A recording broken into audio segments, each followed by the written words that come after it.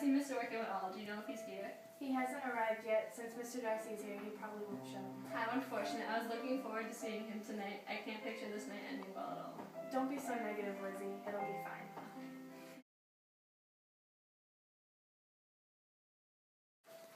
As the night went on, Elizabeth's mood got much worse. Elizabeth was waiting for something good to happen, but things did not get better.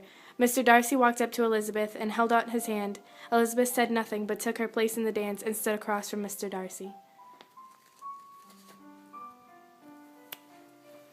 Say something, Mr. Darcy. I've talked about the dance. Don't you have anything to say?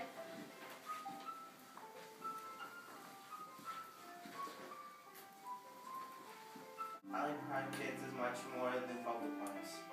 Now we may be silent. Are we not allowed to talk?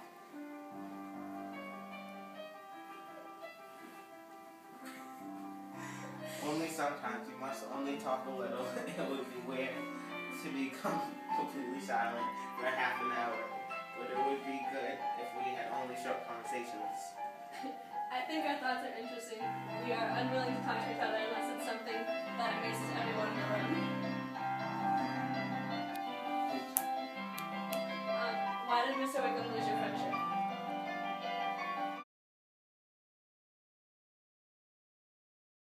I hear you're interested in Mr. Wickham, but I must warn you that Mr. Darcy and Mr. Wickham are not big fans of each other. Mr. Darcy cannot stand to hear about Mr. Wickham's name. You are telling me nothing that I have not already heard. I do not need you to tell me of their relationship. I did not mean for any of that to come off rude. What do you know of Mr. Wickham? Has Bingley mentioned him at all? No, Mr. Bingley has never seen him before the day of marriage. At dinner, Miss Bennet talked of how she longed for Jane and Miss Bingley to be together. I expect Jane to soon be married to Mr. Bingley. I am so fond of him. He is such a strong connection with my daughter. He is so rich, charming, and lives so close. Please do not talk so loud. Elizabeth looked over to Miss Bennet. She realized Mr. Darcy could hear all the conversation and told her mother to be quiet. What does it matter that Mr. Darcy hears? What is he to me? Please be quiet. What good do you think it will do to you if you offend Mr. Darcy? Miss Bennet continued to talk to Elizabeth, sat and blushed, embarrassed at how her mother was acting. She kept glancing over at Mr. Darcy, and soon Miss Bennet had nothing left to say. As Elizabeth soon grew less embarrassed by the dinner, horrible music was being talked of, Mary playing piano awfully in the background. Elizabeth was growing more and more embarrassed of her family tonight. The rest of the family was busy talking to the others and did not acknowledge Mary.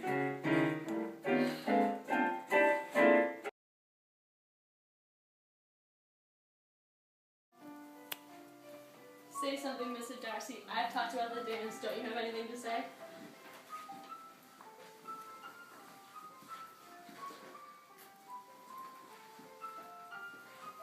Alright, what do we do now?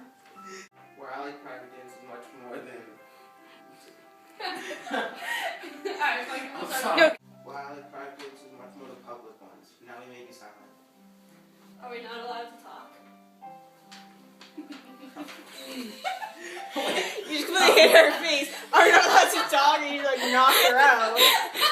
Private dances... Just keep going.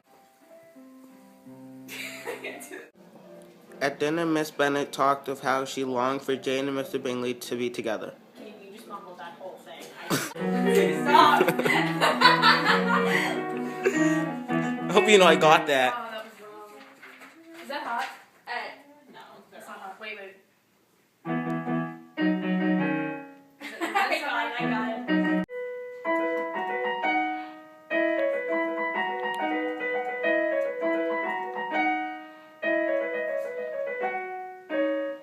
Making my way downtown, walking fast, faces fast, and I'm homebound. Staring blankly ahead, making my way through the crowd.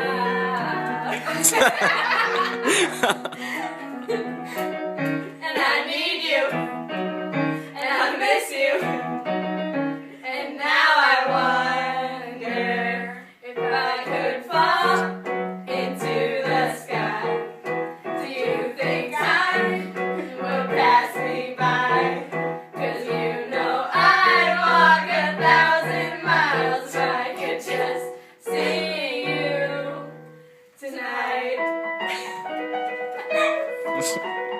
Hannah, what are you doing? Oh, I forgot.